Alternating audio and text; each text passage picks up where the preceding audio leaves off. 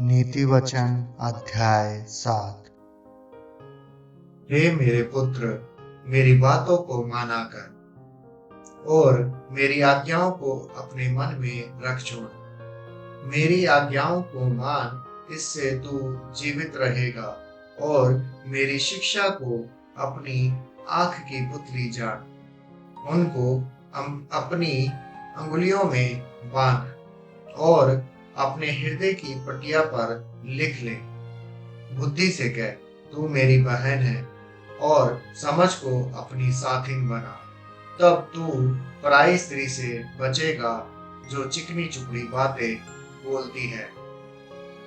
मैंने एक दिन अपने घर की खिड़की से अर्थात अपने झरोके से झांका।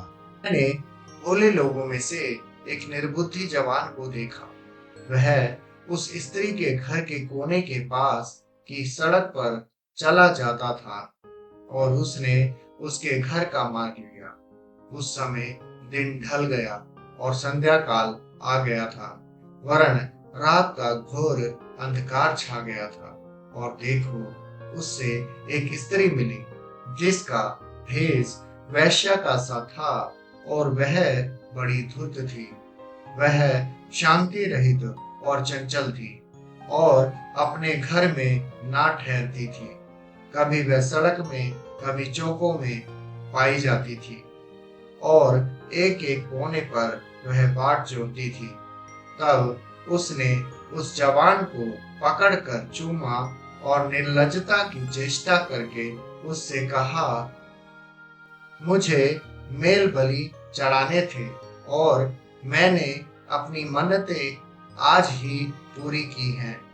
इसी कारण मैं तुझसे भेंट करने को निकली। मैं तेरे दर्शन की खोजी थी और अभी पाया है।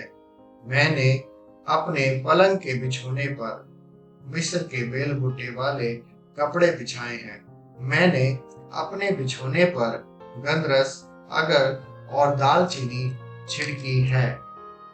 इसलिए अब चल, हम प्रेम से भोर तक जी बहलाते रहें। हम परस्पर की प्रीति से आनंदित रहें, क्योंकि मेरा पति घर में नहीं है, वह दूर देश को चला गया है। वह चांदी की थैली ले गया है और पूर्णमासी को लौट आएगा। ऐसे बातें कह कहकर उसने उसको अपनी प्रबल माया में फंसा लिया और अपनी चिकनी चुपड़ी बातों से उसको अपने वश में कर लिया।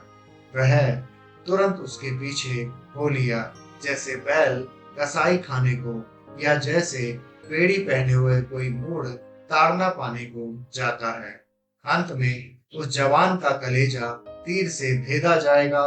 वह उस चिड़िया के समान है जो फंदे की और वेग से उड़े और ना जानती हो कि उसमें मेरे प्राण जाएंगे।